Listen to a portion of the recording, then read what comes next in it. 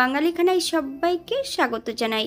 আপনারা তো অনেকভাবে সরপুঁটি মাছ রান্না করে খেয়েছেন। একবার আমার মতন করে সহজ পদ্ধতিতে আপনিও শিখে নিতে পারবেন ছোট ছোট টিপস সহ।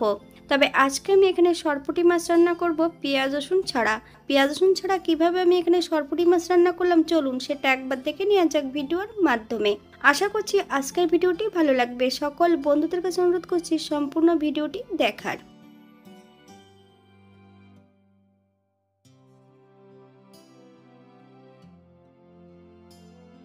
এখানে আমি আগের থেকে বেশ কিছুটা সরপুঁটি মাছ নিয়ে নিয়েছি আর বেশ কিছুটা ছোট মাছ। আমি মাছগুলোকে কেটে ধুয়ে পরিষ্কার করে নেব।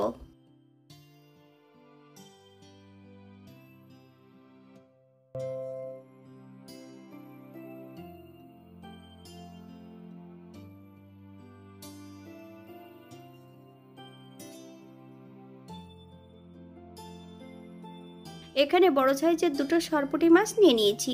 মাছগুলো কেটে ধুয়ে পরিষ্কার করে নিয়েছি।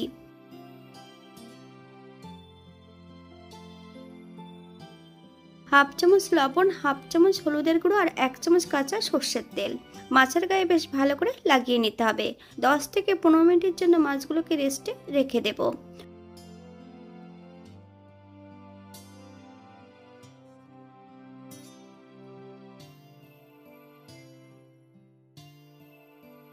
অপর দিক থেকে একটা কড়াইতে বেশ কিছুটা সর্ষের তেল অ্যাড করেছি। তেল গরম হওয়া পর্যন্ত অপেক্ষা করতে হবে। হাফ চামচ লবণ। গরম তেলের মধ্যে যদি লবণ অ্যাড করা হয় তাহলে মাছ ভাজার সময় কিন্তু মাছগুলো লেগে যাওয়ার সম্ভাবনা থাকে না। এই পর্যায়ে এক এক করে সম্পূর্ণ মাছগুলো অ্যাড করব।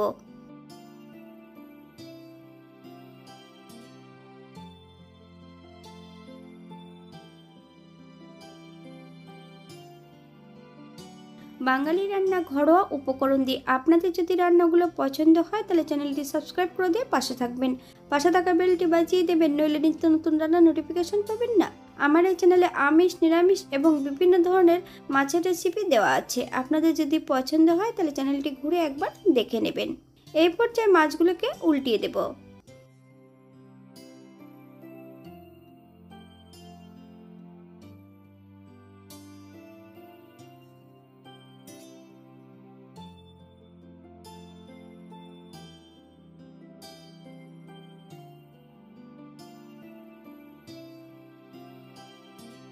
এক এক করে সম্পূর্ণ মাছগুলো তেল থেকে তুলে নেব। আপনারা এর থেকে কম বেশি ভেজে নিতে পারেন।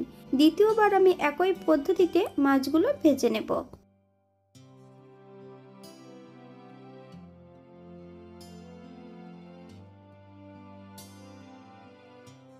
এই পর্যায়ে একটা মশলা বেটে নেব। আমি এখানে সর্ষে অ্যাড করেছি বড় চামচের 1 চামচ, হাফ চামচ সাদা জিরে, বেশ কিছুটা কাঁচা লঙ্কা বেশ মিহি করে বেটে নেব। তবে বাটার সময় একটু লবণ অ্যাড করব।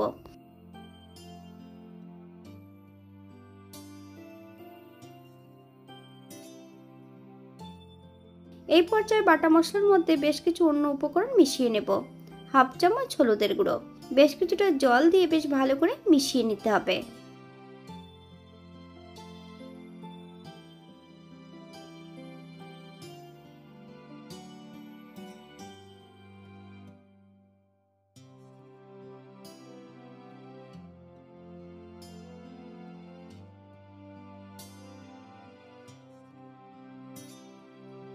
এই পর্যায়ে সম্পূর্ণ মাছগুলো ভেজে নিয়েছি। আপনারা এর থেকে কম বেশি ভেজে নিতে পারেন। একই তেলে রান্না করব। ফোড়নে রেখেছি কালো জিরে। ফোড়ন থেকে সুগন্ধ বেরোলে একটা কাঁচা লঙ্কা অ্যাড করব।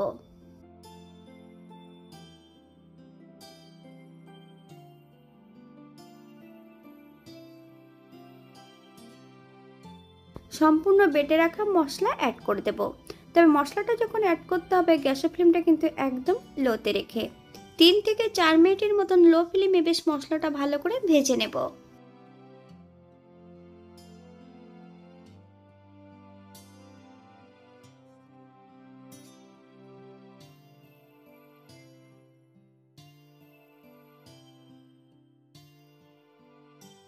আপনারা একবার স্ক্রিনের দিকে ফলো করবেন।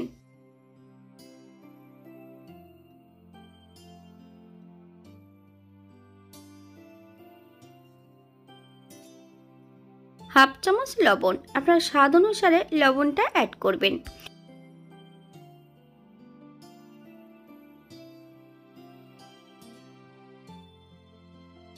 মশলা থেকে তেল ছেড়ে দিয়েছে।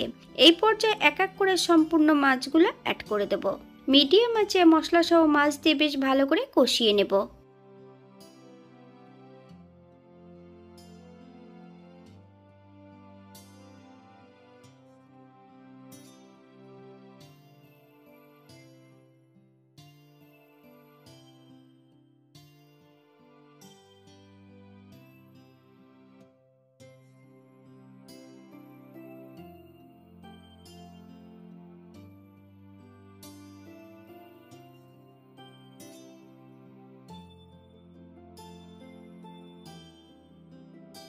এখানে আমি গ্রেভির জন্য 1 কাপ জল অ্যাড করব। আপনাদের যতটা গ্রেভির প্রয়োজন আপনারা ততটা জল অ্যাড করতে পারেন।